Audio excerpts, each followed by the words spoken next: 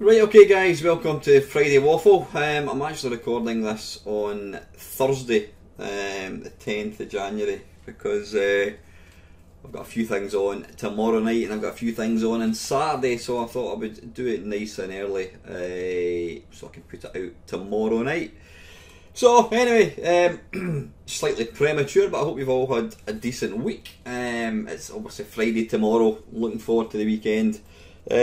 I've not really spoke about my job much recently. I know I was kind of talking about it quite a lot, probably for the last couple of months. Still mega busy. I'm a wee bit happier in the job now. You know, I was going on about how unhappy I was. Still not the best job in the world. Probably still looking for something else. But you know, as you go through life, it's, you know, life is as Ronan Keating once sang, life is indeed a roller coaster. You know, there's ups and downs, and it's you know, it's how you deal with the downs, and sometimes, you know, it can be very difficult. You think that, you know, things are never going to improve. You've just got to kind of keep pushing on through it, and things do get better. And the same with my job. Yeah, it's like I said, it's not my favourite job. It's still not ideal at all, but I'm a bit happier in it. I'm not worrying about it quite so much just now. So, what have I been doing this week? I've been going to the gym quite a bit. But I was actually watching, I thought to myself, what can I talk about tonight in the waffle? And I thought, I've got something like, I don't know how many waffles. In fact, give me a second. Let me just have a wee look just now. Let me have a wee look and see how many Friday waffles I have done. But yeah, I thought to myself, why don't I see? I have got 209 Friday waffles now. On average, the Friday waffle is about an hour. So that is, what's that? Let's have a look. Well, it's 209 hours, so 209 divided by 24, 8.7. So, if you're really bored, you could watch Friday Waffles constantly, 24/7 for 8.7 days. Yeah, that would be interesting. That would be a good world record. I mean, there's some bizarre world records, but that would be... Why doesn't somebody have create the world record for watching the most Friday Waffles without a break? I think that would deserve a medal. Anyway, getting back, yeah, I thought to myself, why don't I look at revisit some Friday Waffles? Because the good thing about my Friday Waffles for me, in fact, I suppose for anybody, the stuff that I talk about in the Friday Waffles, it's generally old stuff. It's not current. I very rarely talk about current affairs, you know, in video games, you know, whatever. So really, my Friday Waffle, you could watch a Friday Waffle from 2014 and it would probably be just as relevant as the waffle is just now, because I talk about old stuff anyway. So if you're ever bored, then go and revisit. But anyway, yeah, I thought I'll dip into some of the old Friday Waffles, and why didn't I just talk again about some, you know, some topics. I gave up. I didn't actually find anything. But what was interesting is just how much you actually change. I mean, it's interesting, you know, for me as a YouTuber, that I can look at myself from, I think it was 2013. I've actually got myself... It would be interesting actually, you know, when you can see these people that post... They post, like, they take a photograph of themselves every single day for, you know, a year, whatever, grow their hair or whatever. Some people you see, they take a photograph of themselves from like when they were 10 years old until they're 30, whatever. But it would be interesting to see just how much I've changed since 2013, you know. I know I dye my beard, I don't mind admitting that at all, but I think I look better now than I did probably 3 years ago, you know. But I suppose it's like anything, we all live in the moment, you know. People, when my daughter looks at pictures of me from like the 1980s, I've got my big mullet, I've got this really dodgy looking moustache, and it's easy to slag people off, going, "My good, you know, look at the state of you." But you know, back in that point in time, hang on, I'm gonna slip off my chair. It was, you know, I looked alright for the age, you know what I mean? 1987, things were different, you know, fashions changed. I mean, you just have to look at people from the 70s and realise how dodgy they look now, you know, but... Aye, anyway, yeah, just getting back on topic, yeah, I just realised just how much I've actually changed in the last 3-4 years, but... Anyway, yeah, getting back on topic, which I was going to do, I couldn't find anything in the Friday Waffle, but I may actually make a point of sort of having a look and digging up stuff. But yeah, well, I've been putting out a few videos this week. I eventually got my 64 mini video put out, and I was, yeah, what's interesting is it's got 3 thumbs down. Now I'm quite lucky, is that the right phrase to use or word to use, I don't know. I generally don't get many people giving me thumbs down. I do on occasions. You tend to find that they go in spells. There's obviously one person that for whatever reason dislikes me or dislikes my videos, probably more the person. Well, it's probably some child that's got no idea what I'm talking about, so they think they'll just down thumb it. But yeah, I've the C64 Mini, I was basically having a go. Well, I was just putting my opinion out there about how it just bores me when, you know, you get these hardware purists, you know, C64 minis are crap, you can only use the original hardware and all that, and I just think that's a lot of bollocks. These people need to get a life, you know what I mean, seriously. So yeah, I've obviously upset a few people with that, but it kind of got me thinking about, you know, just, in fact I put out a video, a VR question to the community thing about if you had to pick, if you were only allowed to play one system for the rest of eternity, you know, you had to pick a system, what system would you pick as the only system that you can ever play ever again? And I ruled out like PCs, emulation, because that's cheating, you know, you can virtually play anything. And you know, the obvious answer for me would be, oh, the Commodore 64, I was a C64 man. But I'm not. Well, I am a C64 man, but that is not the system that I would pick.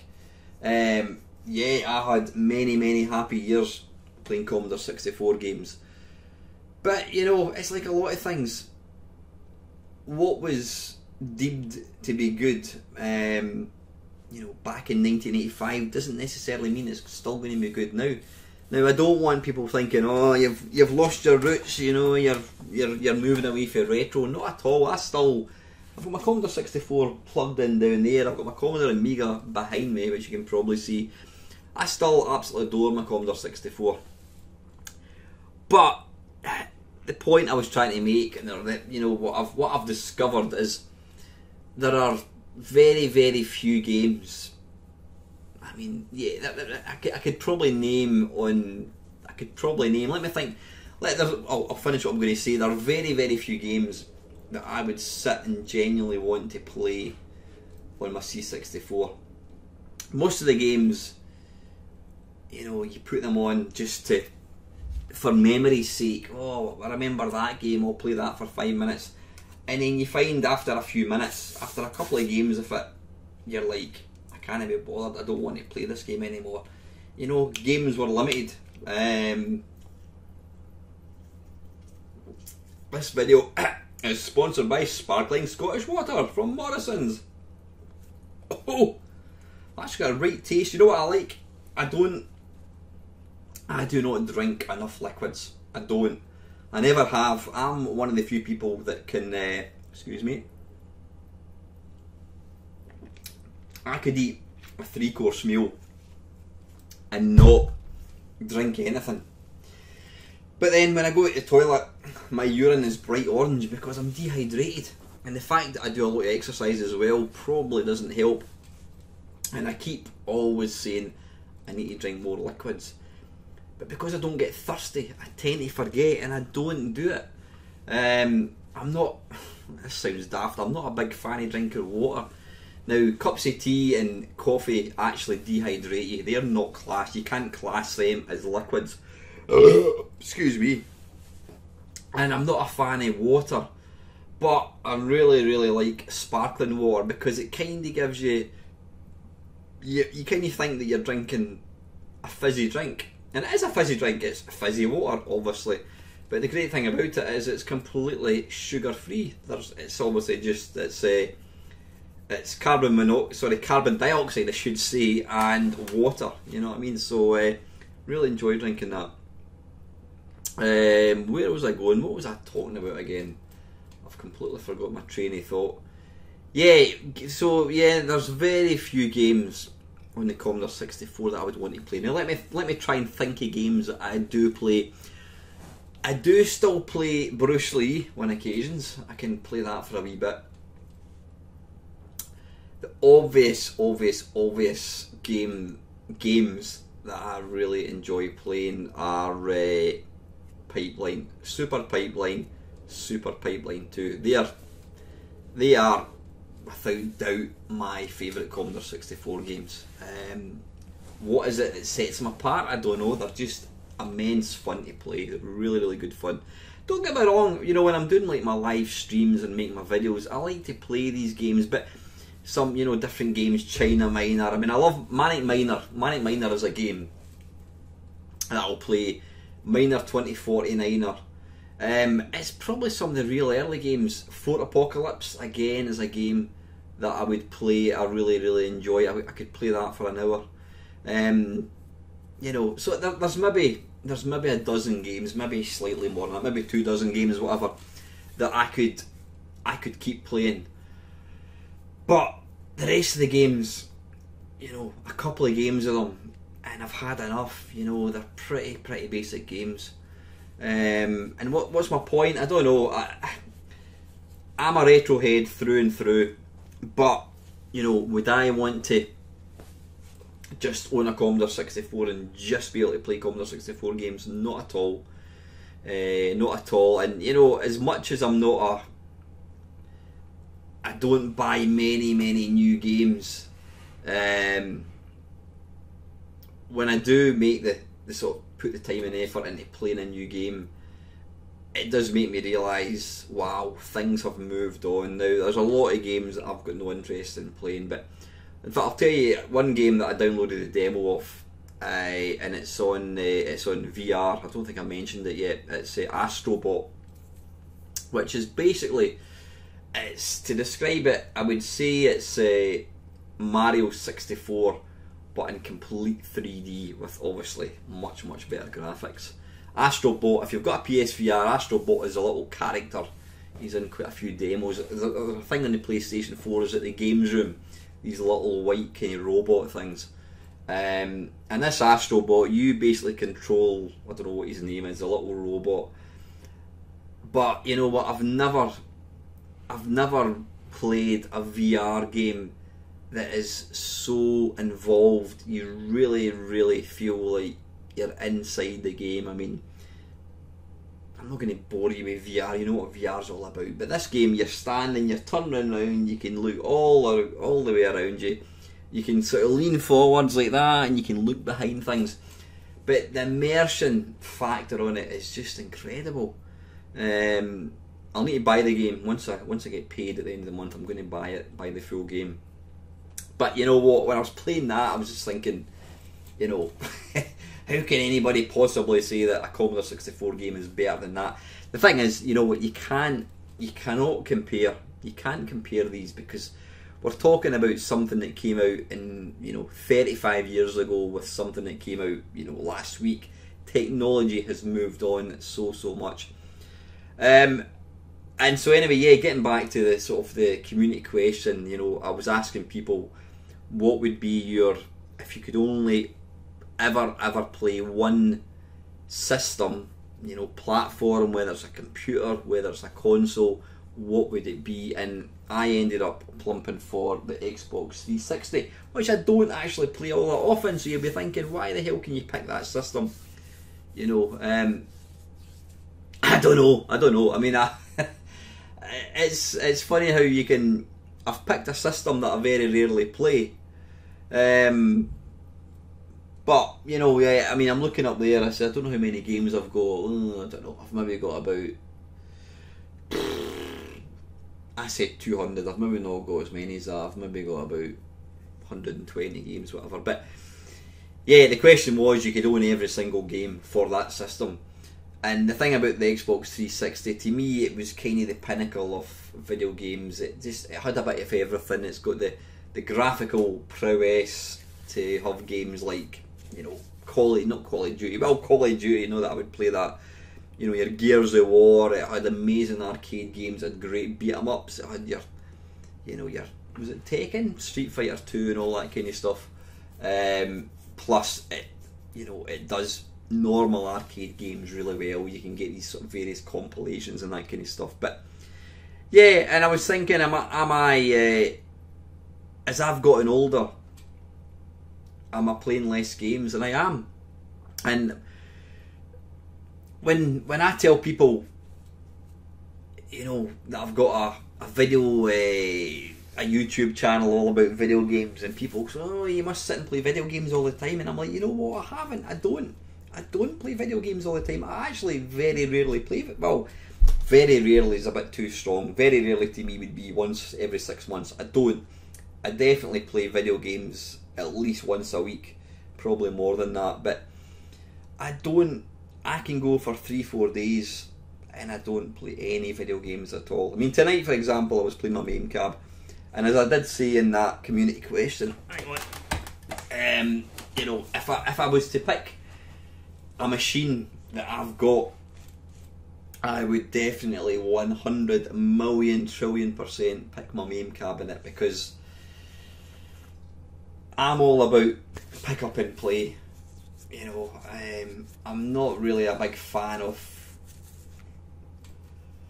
I'm not really a big fan of games that take hours to play, and I really, you know what, I really need to get a grip of myself when it comes to buying video games, because I mean, I bought, what did I buy?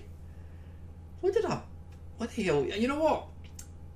I forgot about it. I bought, is it Call of Duty, the one where it goes back to the Second World War? I bought that. I've not played it at all. I bought it brand new, never played it. I'd actually forgotten all about it. I bought Red Dead Redemption 2, and I've played it for maybe 3 hours. The last time I played it was probably, I don't know, middle of December, and it's sitting downstairs, and yeah, it's stupid. You know, I'm wasting. I know I'm not alone. I know there's lots of people, you know, especially people my age, that buy all these games. They call it the shelf of shame.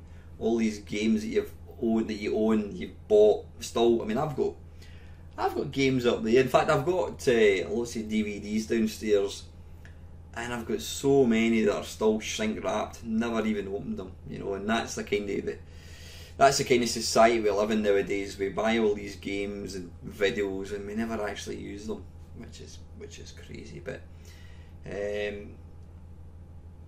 yeah, can't even remember where I was going with this. But anyway, listen, that's 18 minutes. I don't want to make this a long waffle, because it's now 23:48. It's getting late. I've got work in the morning, so I'm just going to go straight into the questions if I can find them. Oh, hang on a wee second. There's Mr. GTB Alan. My mate Alan has literally just posted a question hot off the press, so I'm going to read that out right now, Alan. Interesting question. After Duke... sorry, Alan is now talking about my... what do you call it? It's not a question he's answering. It's I was asking about the favourite system. And Alan is saying here, interesting question. After due consideration, I agree that while I loved my 8-bit ZX Spectrum at the time, I wouldn't want stuck only playing Spectrum games forevermore. I think the games on the PS2 and after were streets ahead of what we had before. That for me is when the home consoles overtook a lot of what we had in the arcades. But the games became complex and required a time commitment a lot of the time. So my choice is a halfway point, the Sega Mega Drive. Perhaps because that era coincides with a time when I had plenty spare time, disposable income, and could stay up late all night playing games. Perhaps because of the huge variety of games, from arcade conversions like Golden Axe to puzzle games, Street Fighter 2, Jungle Strike, Lemmings. There were loads of games. The graphics were decent mostly, although not up to arcade standards, and there was no messing about with tapes or discs. Just slam it in the cartridge and switch it on. So it has the added advantage that when I'm too old and dottery to work out how to install a game, configure my Wi-Fi, I should hopefully still be able to play it, although the 6-button controller would probably have me flummoxed. That's fair comment, Alan, yeah. Yeah, you know what, I mean, yeah, the Sega Mega Drive is an excellent machine. I would still stick with my Xbox 360. Sorry, Alan, I thought that was a question or answer you were asking. So anyway, right, back to the questions. Apologies in advance, by the way, because by the time this goes out, this will be going out Friday evening. Some people may have asked, maybe Kevin down the rabbit hole, you may have asked some questions which obviously are not going to feature in this because I'm recording this a day early. Where is the... I've copied and pasted them. Right, okay. Right, first question is Panther UK. That's Chris. Back in the day, I only ever had cassette tapes for my Commodore 64. I didn't get a disc drive for it until the mid to late 90s when I was rebuying stuff from car boot sales. The first machine I owned that had a disc drive was my Atari ST.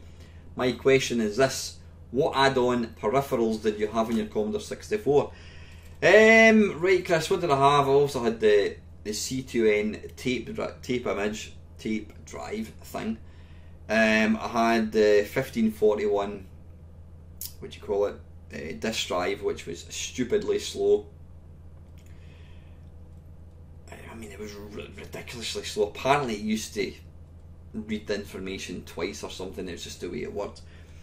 That was rectified when the sort of the speed cartridges and speed menu things came out. So I had the disc drive, I had the tape, I had the cassette drive, I had a printer. Was it a Citizen printer, I think it was, if you remember them, Citizen printer, I'm sure it was.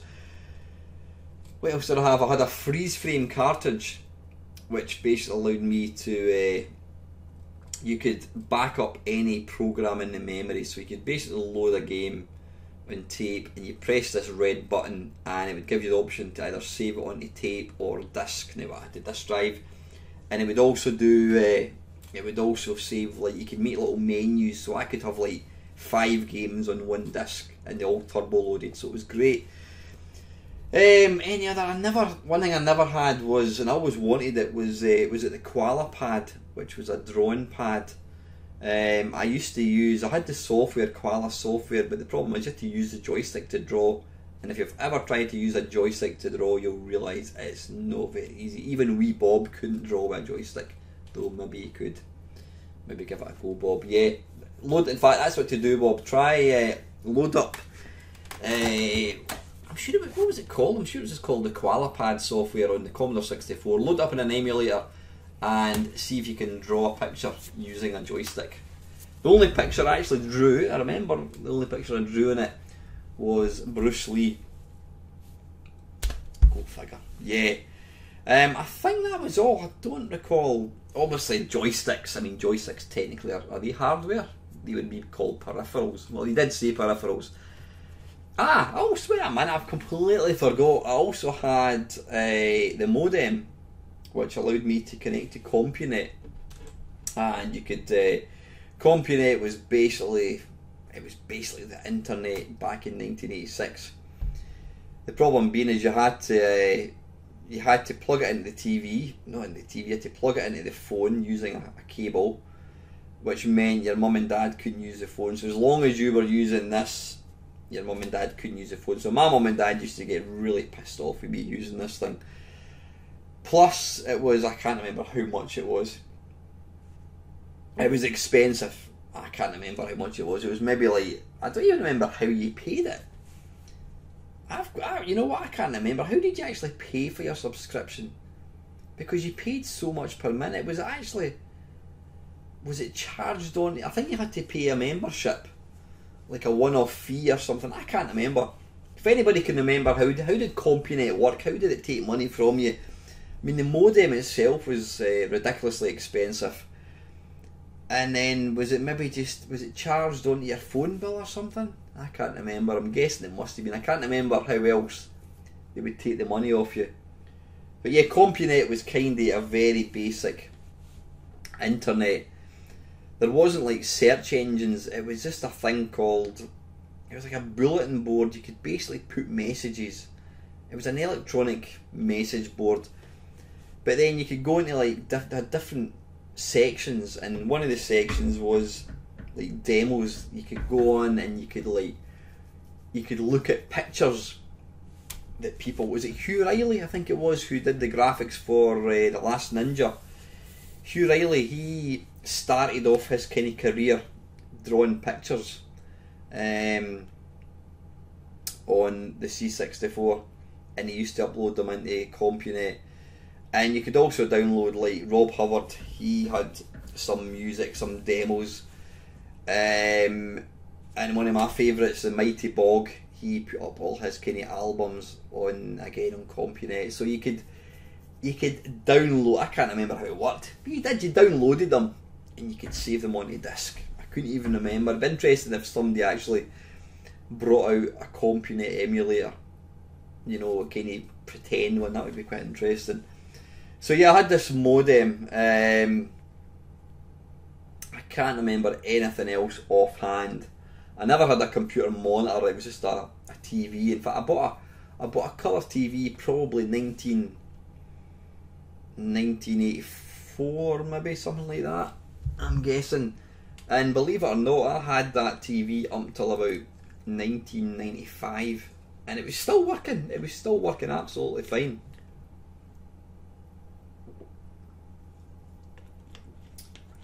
Excuse me. So yeah, I think that was all the hardware I had, Chris. So anyway, mate, thank you very much for the question. Next one is Wee Bob. Question: If you knew of any games that require you to do household chores, what would they be, and were any of them decent? Any games that required you to do household chores? I was watching a video actually, and I can't remember what it was. I think they were reviewing some VR game in the PlayStation, and I think this one, you were working in a shop, and they were talking about, they were just making a comment about why there are chores in real life that you wouldn't want to do, and yet why do we enjoy playing video games where you've got to do that chore? That's a bizarre thing. I'm trying to think, any household chores. I don't remember any. Well, there are cookery type games. There was cookery, was it Cooking Mama, I think it was. My daughter used to play that on the DS. One that springs to mind, which I love, it's a great game, and it's cutting grass, and it's Hover Bother by Jeff Minter. That's a great game. Household chores, I don't recall there ever been any cleaning games. I suppose you could say, like, what's the name of that? Nah, I was going to say, is it Amadar, where you've got to paint, but that's just painting a line, that's not like class as anything. I suppose I could say Super Pipeline. You've basically got to fix broken pipes. I mean, that's kind of a household chore. And you know, I've just been talking about that. It's one of my favourite games of all time. Actually, it's certainly probably my favourite Commodore. I would probably say Super Pipeline 2 is my favourite Commodore 64 game. Any other household chore games? I don't recall any doing dishes type games. Can't think of any, Bob. But an interesting question, mate. And interesting to hear your own thoughts on that. Next one is Mr. Ian Hunter. How you doing, Ian? I realise you're not a massive science fiction fan, but I'd like to know your favourite superhero game across all formats. For me, Superman and Atari 2600 invokes nostalgic memories. Yeah, I'm not a science fiction fan. In fact, when I actually think of the number of films that people rave about, I've never seen, like Blade Runner and I mean Star Trek. I mean, I've got all these pop figure things, Star Wars, and people come into my room. Oh, you're a massive Star Wars fan. I'm like, yeah, and I'm like, no, I'm not a massive Star Wars fan. I don't talk about Star Wars. I don't do anything with Star Wars. I just happen to like most people my age, you know, Star Wars was and is an iconic film. I mean, it was never, George Lucas never expected it to do particularly well when he brought it out, and it just, you know, it absolutely captured the imagination of kids especially. So I do like Star Wars. Well, I don't like the new films, I have to admit. They're yeah. In fact, was it Dave Lundboy's post was talking about? He was talking about Star Wars and how, you know, they bring out Star Wars. Was it Dave that was talking about that? Was it? I think it was. I'm trying to remember. I was listening to a video. I'm sure it was Dave. I was listening to a video in the car the other day there, and he was talking about Star Wars. Yeah, I'm sure it was you, Dave, actually. And yeah, I totally agree. I was talking about how Disney have taken over the, what do you call it? They've taken over the they've obviously bought the franchise of Star Wars, and they're bringing out these films all the time. But wait a minute, what? Who was it? I'm trying. Was it you, Dave?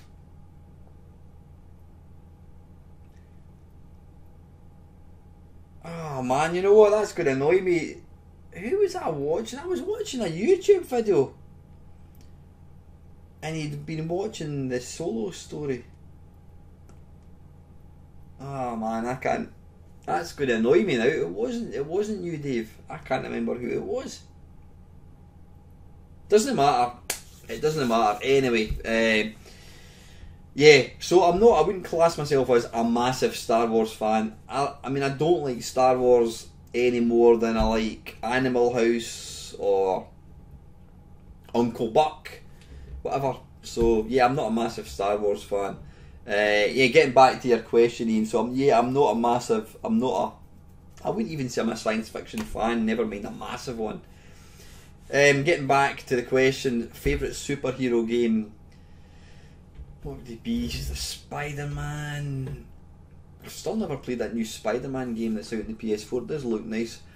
I liked Batman on the Game Boy. That was a good game. You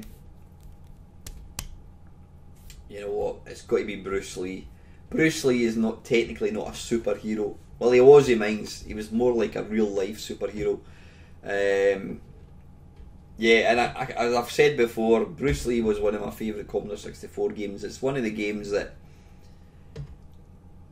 you know, I remember seeing as a kid. I remember seeing when I was, you know, 15 years old in Ray's computer shop, and walking into the computer shop, and there was this big, massive, chunky Atari 800, and it was running Bruce Lee, and I'm like, wow. It was like, and the Atari 800 version of Bruce Lee is the pinnacle. He's even got he's even got a more realistic skin colour as opposed to the yellow that you get on the C64. But I would go for Bruce Lee. I mean, I'm trying to think any other. The Incredible Hulk. I don't recall any standout games with a Hulk in it. Superman. Nah, I can't think any. It says Batman on the Game Boy Advance. Nah, it's got to be Bruce Lee. So anyway, Ian, thank you very much. Hang on, just need to move this a wee bit. And lastly, this was down the rabbit hole. It was Kevin's. Kevin, apologies, I somehow missed your question from a couple of weeks ago. You may have already talked about the year we have just had, but I thought I would ask your picks for the following. What was the best overall game you played in 2018? Woo, that is a tough one, Kev. All your questions always make me have to think, and I'm always curious, or I'm always conscious I go a bit quiet when I'm trying to think. The best game I've played in 2018. I don't. Presumably, it doesn't necessarily have to be a game that came out in 2018. It can be a game that I just played in 2018. I mean, Red Dead Redemption 2 is really nice, but again, I've not played it all that often. Possibly if I owned Astro Bot, I would maybe say Astro Bot. I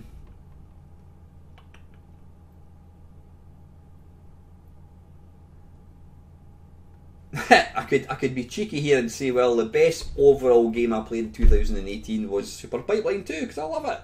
I've played Super Pipeline 2 this year, so technically I could say that is the best overall game I've played.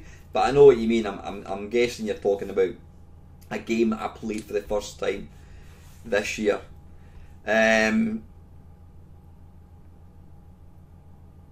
Oh man, that's a difficult one. I have definitely discovered quite a few. I've discovered my love for VR and the PlayStation.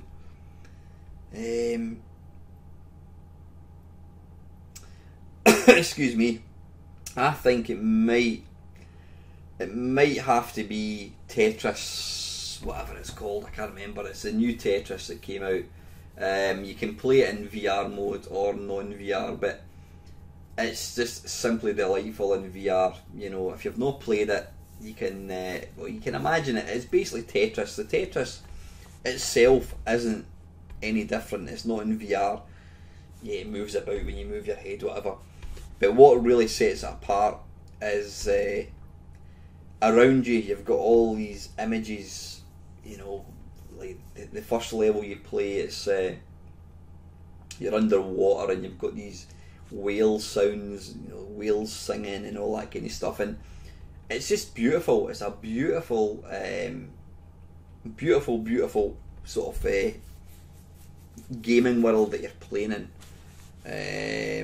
I like that. Yeah, I'd probably go for Tetris, whatever it's called. I can't remember. Tetris something or other. I'd probably go for that. Like I said, I don't play many games, Kevin. I'm probably the wrong person to ask. You know, there's lots of people that play lots of modern games. I mean, standard games for me, yeah, some of the VR stuff. I mean, like, what do you call it? Wipeout VR. Again, I can't play it because I get sick, but it does look amazing. But I'm going to go for Tetris, I think. Tetris Effects, that's what it's called. Best VR game in 2018. Best VR game. It's not going to be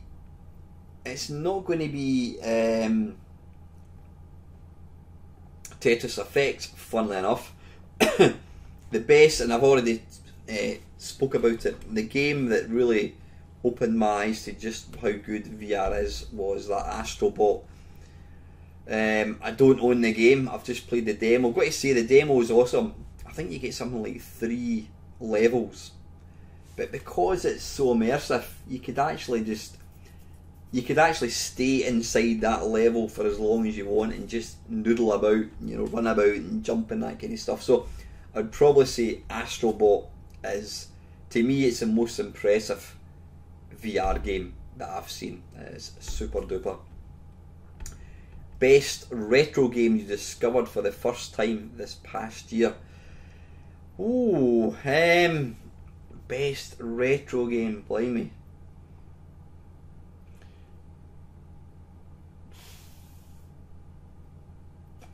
It's probably going to be, I don't know, some kind of MAME, a game in MAME possibly.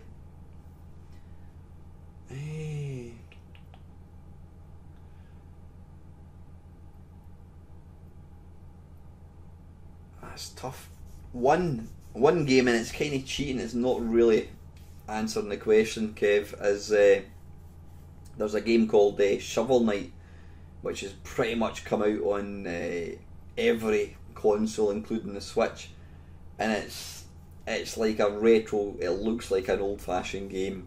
It's all pixely and it is wonderful. It is super playable. It's a really nice game. If you've not played it, go and check it out. Shovel Knight. It's on Steam.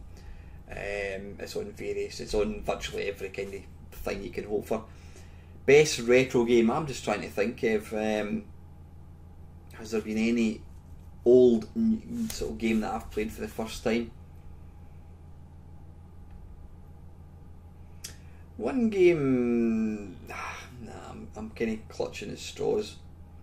I was going to say Cybernoid.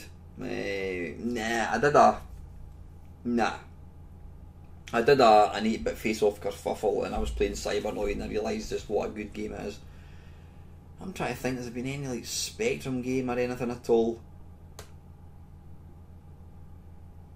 Any arcade games? Nah, I'm very kind of old school. I kind of stick to the same games. If you asked me 4 years ago, I'd say Berserk. Hated Berserk, now I love it. Nah, I can't think of any old game that I've just discovered for the first time, Kev. Last bit, and by the way, I'm still hoping you can convince me Rez is a good game. Yeah, Kevin, you were asking me to do a. No, I don't do reviews. I don't review games. It'd be unfair of me to review a game because I don't read instructions. I don't really spend much time playing them, so I would never. You'll never ever see me talk about a video and say I'm going to review a game, because to me reviewing is actually looking at it and weighing it up and giving your opinion. I'll just play a game for a bit and say yeah, it's shite or it's great or it's good or bad, whatever. But you were asking, Kev, about me doing some videos. Well, you're talking about Rez in VR. Excuse me a second.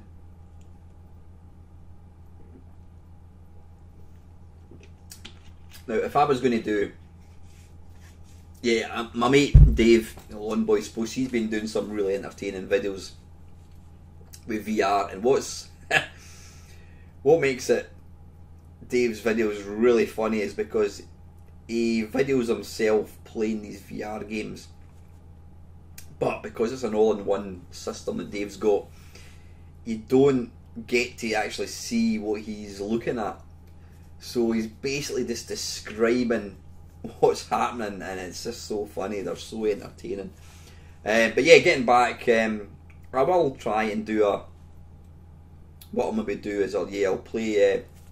I'll point my phone or camera, whatever it is, at the TV, and I'll have me in shot, and I'll play Rez, and I'll talk about it. I'm not going to start doing lots of VR stuff because my mate Ian Bangkok, Ian 1967.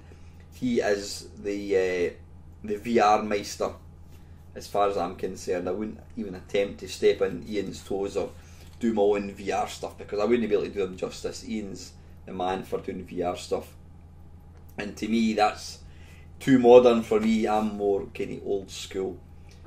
Yeah, getting back to playing games. Yeah, I was gibbering about how little games I play. I always think that the older I've got, talk about moving away and coming back on topic. Yeah, the older I've got, I actually play very, very little games.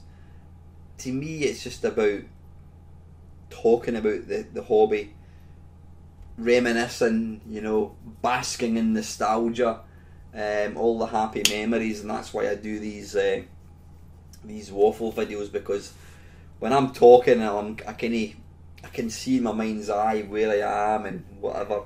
I was watching my mate Neil was up earlier on tonight, and there's a comedian, Peter Sarowich or something. He's in Dawn of the Dead. He's also in The Tick.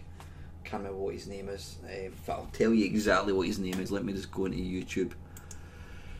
His name is Peter Serafinowicz, and I'd never actually. In fact, it was my mate Chris, Panther UK, sent me a link to a video where Peter and I was going to say his pal, this other guy, basically they're Laurel and Hardy, and they've absolutely got the acting off to a T, but there's a bit of swearing going on, and it's really, really funny. But this guy, I've been kind of watching, I'd never even heard of this Peter guy, and apparently he was really quite popular in the sort of like mid-noughties, early 2000s, and now he's a big shot. He's into Hollywood and all that kind of stuff. But we were watching he was doing not a piss take, but well, I suppose it was a piss take, recreating, we'll say, all the adverts from in the cinema back in the day when I used to go to the cinema in the 70s.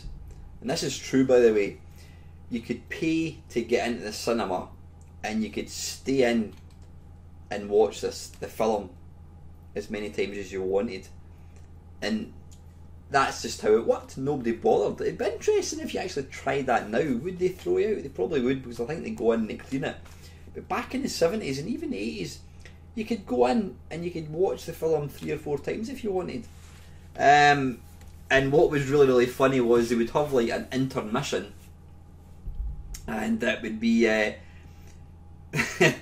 was always an advert showing you some local restaurant or eating emporium, and it would say, the Bay of Bengal, only 5 minutes from this auditorium, and you would see like video footage of people eating, curries or whatever, and it was like a restaurant that was 2 minutes up the road to the cinema. You just wouldn't get that nowadays. But yeah, you should Google him, Peter Serafinovich. Yeah, he's brilliant. He does these other videos. He does one, Who Wants to Be a Millionaire?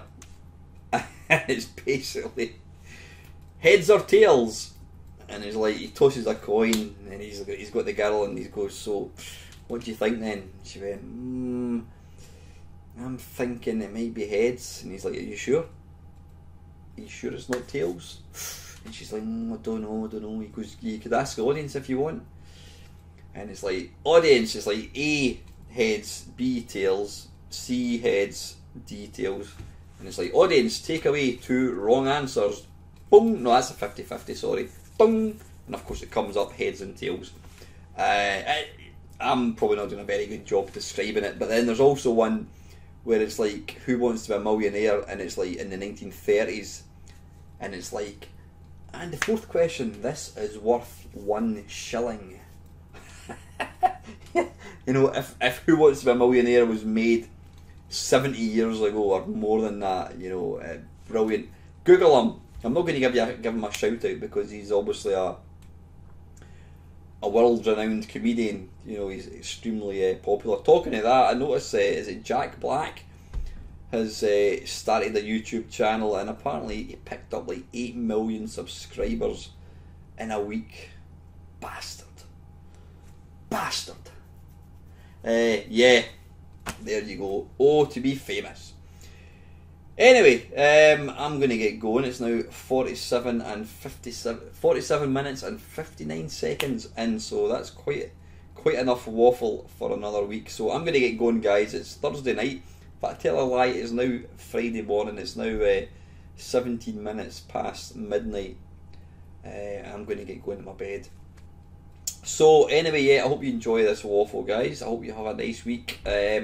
Thank you as always for the continued support from my channel. I do appreciate it hugely. And as always, guys, thank you very, very much for watching.